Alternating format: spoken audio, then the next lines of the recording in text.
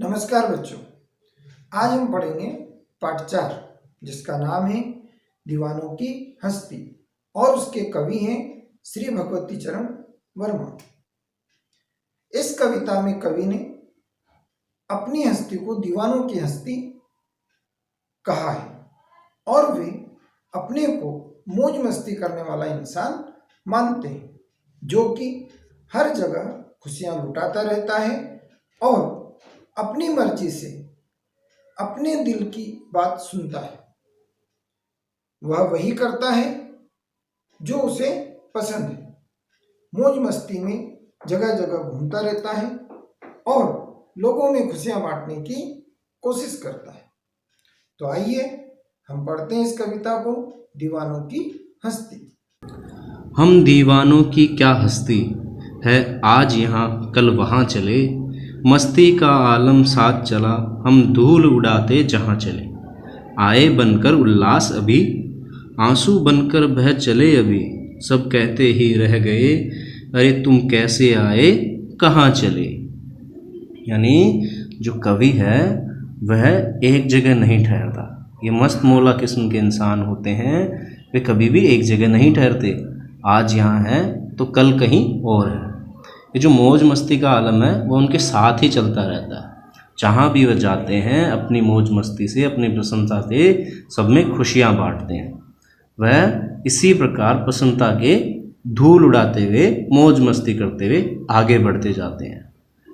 वो हम दीवानों की यानी वह अपनी हस्ती ही कुछ इस तरह की मानते हैं। वह इसी ढंग से जीना चाहते हैं, उसी ढंग से आगे बढ़ते रहना चाहते हैं। वे सभी में खुशियाँ बांटना चाहते हैं।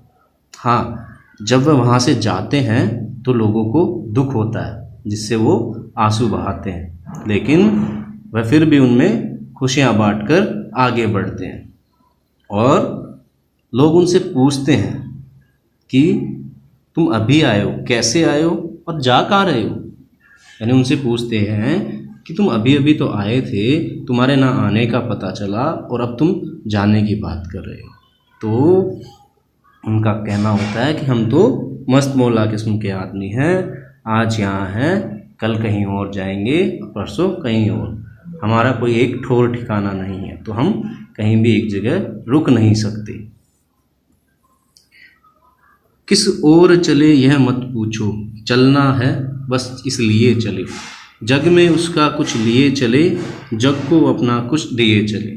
दो बात कही दो बात सुनी, कुछ हंसे और फिर कुछ रोए, छक्कर सुख दुख के घूंटों को हम एक भाव से पिए चले।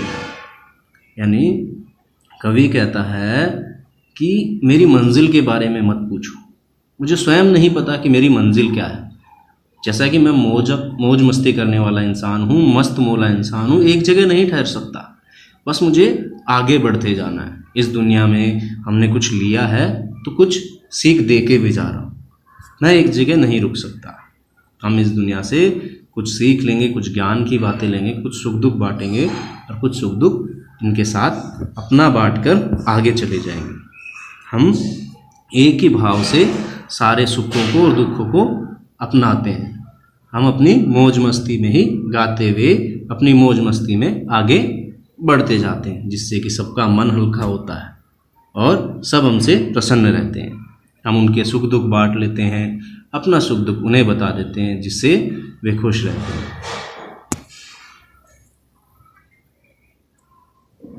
हम भिखमंगों की दुनिया में स्वच्छंद लुटाकर प्यार चले, हम एक निशानी सी उर पर ले असफलता का भार चले। अब अपना और पराया क्या, आबाद रहे रुकने वाला, हम स्वयं बंधे थे और स्वयं हम अपने बंधन तोड़ चले। यानी कवि के अनुसार ये जो संसार है वह भिखमंगों की तरह, वो हमेशा कुछ ना कुछ मांगता ही रहता है, कहीं भी संतुष्ट नहीं होता। उसे हमेशा कुछ ना कुछ नहीं चाहिए होता है, वह देकर खुश नहीं होता, बस वह मांगता रहता है, अपने लिए कुछ ना कुछ उसे चाहिए होता है। और इस ऐसी दुनिया में कवि अपनी मर्जी से प्यार लुटाकर आगे बढ़ता है। वह अपने मन पर एक निशानी लेकर जाता है। किस तरीके की निशानी? असफलता की। यानी अगर कवि कहीं पर असफल भी होता है खुशियाँ बांटने में, या किसी चीज़ में असफलता उसके हाथ लगती है, तो वह फिर भी इस संसार को स्वच्छंद रूप से यानी अपनी मर्जी से खूब सारा प्यार बांटकर आगे बढ़ता है। वह अपनी असफलता का भार अपने कंधों पर रहता है, इसके लिए वह किसी को दोषी नहीं मानता। वह कहता है कि इस संसार में कोई अपना कोई पराया नहीं है, ये सारे बंधन हमने अपने आप बनाए हैं। आबाद रहे रुकने वाला, यानी जो यहाँ रुका हुआ है वह आबाद रहे, खुश रहे, ये बंधन हमने स्वयं बांधे थे और हम स्वयं इन्हें तोड़कर आगे बढ़ रहे हैं। यानी इन बंधनों में हम ही पड़े थे, हम ही इन्हें बंधनों को तोड़कर आगे बढ़ रहे हैं, क्योंकि जो ये बंधन है इनको मैं निभा नहीं पाऊंगा। उनके मन में एक असफलता का भार यही है कि वह सांसारिक जीवन को निभा नहीं सके और वह अपना पराया कुछ नहीं मानते थे, सब में बराबर खुशियां बांटकर आगे बढ़ना चाहते थे और वह सदा प्रसन्न और सदा चलते रहना चाहते। अभी आपने इस कविता के अर्थ को समझा। इससे हमें संदेश मिलता है कि हमें अपना जीवन उल्लासपूर्वक खुशियों के साथ मस्ती में बिताना चाहिए और दूसरों के दुख दर्द को दूर करने की कोशिश करके उन्हें खुशियां देना चाहिए।